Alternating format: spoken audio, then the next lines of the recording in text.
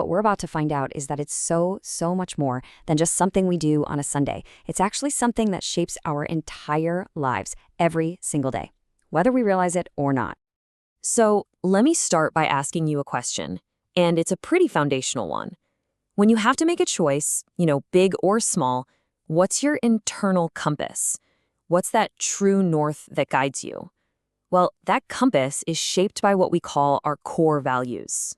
So what exactly are core values? Well, think of them as the really deep, non-negotiable beliefs that guide how you think and how you act. And we're not talking about some cheesy motivational poster on a wall. These are the actual guardrails that keep you on the road in your journey through life.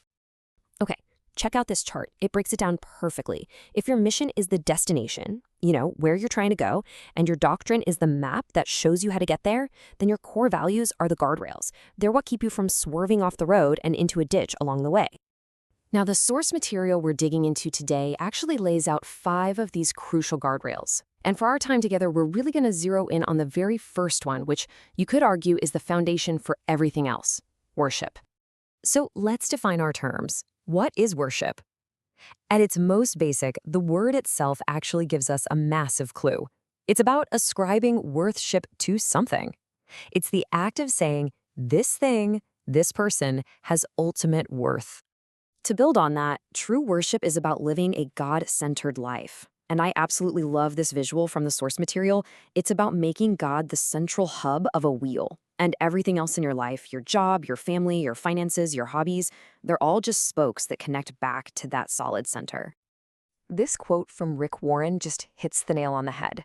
Worship isn't about God being just another add-on, like another spoke in the wheel of your busy life. No, it's about Him being the absolute center that holds the entire thing together.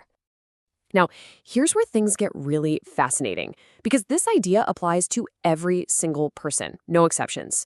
It turns out that worship isn't really optional. It's a fundamental human drive. It's like we're all built with a worship switch.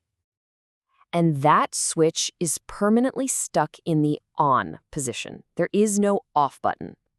So the real question for every human being isn't if we will worship, but only what or who we will worship. I mean, this drive is literally hardwired into our DNA. It's as natural and automatic for us as breathing or eating is. It's this deep, universal urge that every single one of us feels. We're designed to give our ultimate worth, our ultimate attention, and our ultimate allegiance to something. So, if we're all worshiping something all the time, what happens when that hub of our life, that central thing, is something other than God? Well, the source material has a very specific word for that. It's called an idol. And look, when we say idols, we're not talking about ancient statues made of stone or gold. The idols of today are often good things, even great things, like our career, our family, our money, or our hobbies. An idol is when a good thing becomes a God thing, the ultimate thing in our lives. Okay, so if we all worship something, and idols can be these normal, everyday parts of our lives, how in the world are we supposed to know what's truly at our center? Well, the source gives us this incredibly practical and kind of surprising diagnostic tool. So let's just ask the question straight up. How do you know what you're really worshiping? Not what you say you worship on a good day, but what does the raw data of your life, your thoughts, your emotions, what does it all actually point to? And the answer is pretty stunning. It's worry. Worry is the dashboard warning light for your soul. It's that little indicator that starts flashing when something other than God has taken the central, load-bearing position in your life. Because what you worry about most reveals what you worship most. So next time you feel that anxiety, that persistent, nagging worry about your job or your finances or what people think of you, I want you to picture this. That feeling, it's a signal. It's a blinking red light telling you to pull over and check what's really driving you, what you're ultimately putting your trust in. So if worry is the symptom, then worship is the antidote. It's the act of intentionally recentering our lives on the only thing that's actually strong enough to bear that weight. And when we do that, that's what displaces the unrest and ultimately leads to peace. Okay, now we absolutely have to talk about the single biggest misconception that's out there about worship, because honestly, it keeps our understanding of it way, way too small. Let's be real. For most people, when you see the word worship, one thing immediately comes to mind: singing songs in a church service. But that's just the tiniest tip of a massive iceberg. It's only one small expression of the real picture. The source material uses this brilliant analogy of Pavlov's dog. Music can be like the bell. It's a powerful stimulus. It can create an atmosphere or a feeling that leads to worship. But the bell isn't the meal, right? And in the same way, the music isn't the worship itself. It's a tool, not the actual thing. And honestly, this is the ultimate proof. Helen Keller, she was both deaf and blind.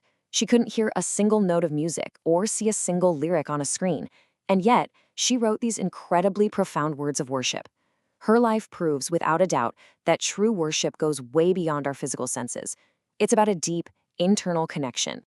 So, if worship isn't just music, then what is it? We've finally arrived at the big, all-encompassing definition.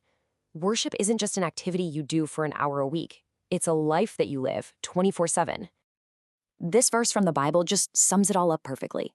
True worship is taking your entire ordinary, messy, beautiful life, the sleeping, the eating, the going to work, the running errands, and intentionally placing all of it before God as an offering. It's the orientation of your whole self, all day, every day. And that really leaves us with just one final, pretty challenging question to think about. If your entire everyday life is an offering, what is it saying?